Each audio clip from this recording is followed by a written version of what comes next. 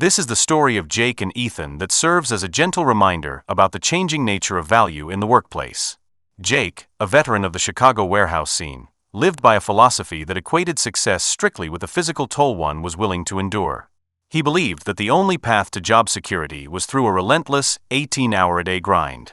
To Jake, his deteriorating health, strained relationships, and constant sleep deprivation were not warning signs but rather necessary sacrifices to prove his loyalty and worth to the company. The arrival of a young intern named Ethan initially did nothing but frustrate Jake. From Jake's perspective, Ethan appeared lazy and unmotivated because he didn't share the same appetite for manual labor. While Jake was busy hauling crates and manually logging inventory until his muscles screamed, Ethan spent his time observing the workflow with a quiet, detached focus. Jake often felt a sense of superiority, thinking that the boy didn't have the stomach for real work. However, what Jake interpreted as idleness was actually a period of deep strategic analysis. Ethan wasn't looking for ways to avoid work. He was looking for ways to eliminate unnecessary effort. Within just a few months, Ethan had designed and implemented automated systems that streamlined the very processes Jake had been doing by hand for years. He turned complex, time-consuming manual tasks into digital workflows that could be completed with a click of a button. The turning point came when the company faced an economic downturn and announced a round of layoffs. Jake was certain that his years of grueling labor would protect him, while the lazy intern would be the first to go. He was devastated to learn that the opposite was true. The company didn't just keep Ethan. They promoted him to a leadership role to oversee the implementation of his new systems across other departments. Jake was forced to face a hard reality. The company didn't value how tired he was, but rather how much he produced. He realized too late that while he was busy proving he could work harder than anyone else, Ethan was proving that hard work is only valuable when it is directed toward the most efficient outcome. Unlike the rest of the crew, Ethan didn't carry the weight of exhaustion. He lacked the bloodshot eyes and the frantic movements that Jake considered the uniform of a real worker. To Jake, Ethan looked more like a tourist than a warehouse hand, standing calmly with a tablet in hand while everyone else was already drenched in sweat. Jake watched with growing annoyance as Ethan spent his time observing the workflow rather than jumping into the physical labor. While Jake moved at a breakneck pace, convinced that non-stop movement was the only way to survive the shift, Ethan seemed to be treating the warehouse like a giant puzzle. He would type a few notes, pause to think, and then scroll through his screen, never once breaking a sweat or showing a hint of panic. The sight of Ethan's composure felt like an insult to Jake's entire way of life. In Jake's mind, you had to earn your place through pain and fatigue, and Ethan clearly hadn't paid his dues. By the time lunch rolled around, Jake had dismissed Ethane's existence entirely. As he heaved another heavy crate, he felt a smug sense of certainty that Ethan would hardly last another week. He was convinced that because Ethan wasn't exhausted, he wasn't actually working, never realizing that while he was busy fighting the clock, Ethan was busy figuring out how to stop it. But little did he realize that to the company, an employee like Ethane was an asset. Jake initially dismissed the sudden shift in the warehouse atmosphere as a fluke, assuming he was simply experiencing a rare streak of good luck. He couldn't realize why the daily chaos had suddenly turned into a quiet, efficient work routine. Orders were flying down the line with fewer mistakes, and the grueling shifts felt strangely shorter, even though the workload hadn't decreased. To a man like Jake, who believed work was designed to be difficult, this newfound ease felt almost wrong. He spent his shifts searching for a physical explanation, but the workers around him seemed to be moving at their usual pace. It wasn't until one evening, while Jake was battling his typical bone-deep fatigue, that he saw the source of the change. He spotted Ethan standing with the manager, not hauling crates, but presenting a series of complex process maps and charts on his tablet. Jake watched from a distance as the manager, usually a hard man to please, nodded in genuine attention and respect. In the days that followed, the pieces of the puzzle finally clicked into place for Jake. He began to notice that the long, winding routes across the floor had been shortened and that the time-wasting hurdles he had complained about for years had simply vanished. It became clear that Ethan hadn't been idle during those first few weeks. He had been analyzing the flaws in their routine. Jake realized with a jolt that while he had been exhausting himself trying to push harder against a broken system, Ethan had quietly stepped back and redesigned the entire machine to work for them. The faster shifts and lack of mistakes contradicted everything Jake believed about the necessity of physical suffering. One afternoon, his patience finally gave out. He slammed a box down and confronted Ethan, sharply questioning if the boy actually considered standing around with a tablet to be work. The warehouse went quiet as Ethan looked up, showing no sign of anger or fear. He simply met Jake's gaze and explained that his goal wasn't to work more, but rather to waste less. The calmness of the answer caught Jake off guard. It was a simple statement, but it hit him with a weight that made him feel deeply uncomfortable. For a moment, Jake felt the foundation of his entire worldview begin to crack. He realized that if Ethan was right, then all his years of total exhaustion might not have been the badge of honor he thought they were. However, Jake wasn't prepared to face the idea that he had been doing things the hard way for no reason. Instead of listening, he scoffed and shook his head, choosing to cling to the only truth he knew, that winning was only possible if you worked yourself to the bone.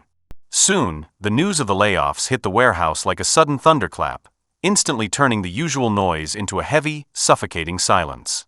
As the manager gathered the staff, a wave of fear rippled through the room, but Jake remained remarkably calm.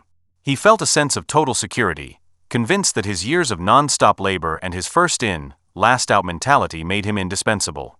To Jake, his exhaustion was a shield. He believed that if the company valued anything, it was the sheer volume of sweat he had poured into the floor.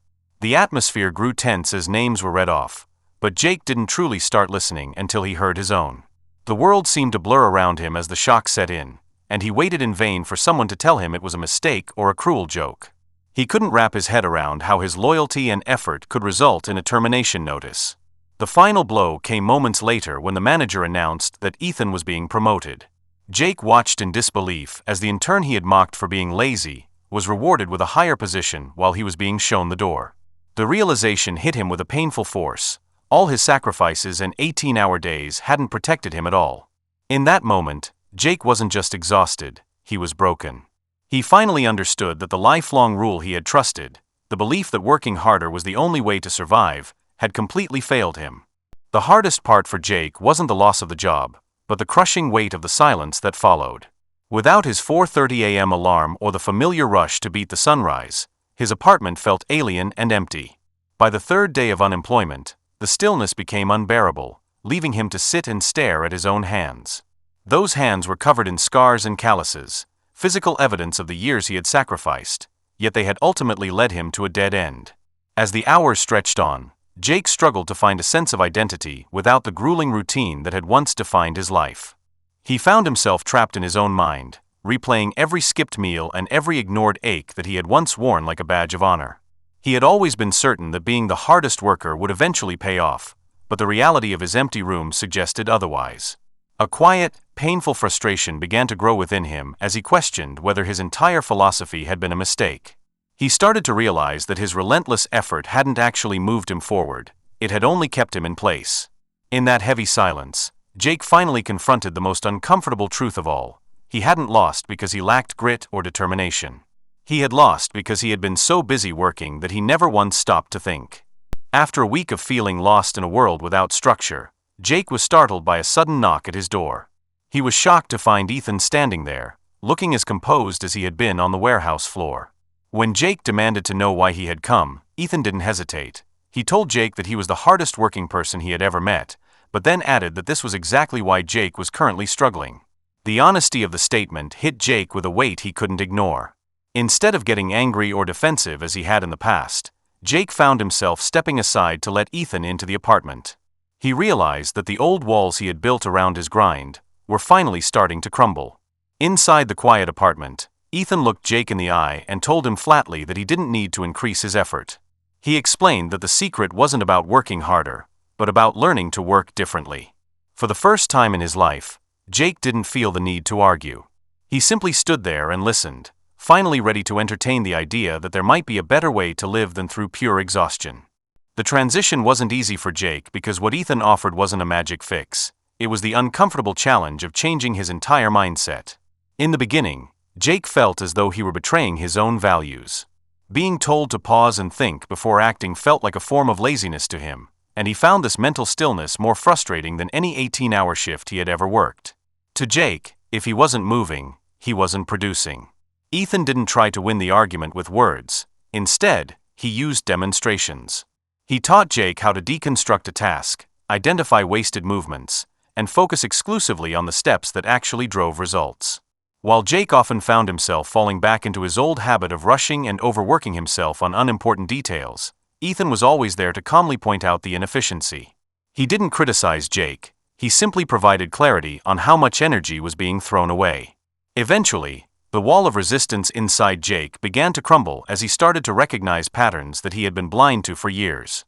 He was shocked to find that tasks that used to consume hours of his life could be completed in mere minutes with a strategic approach.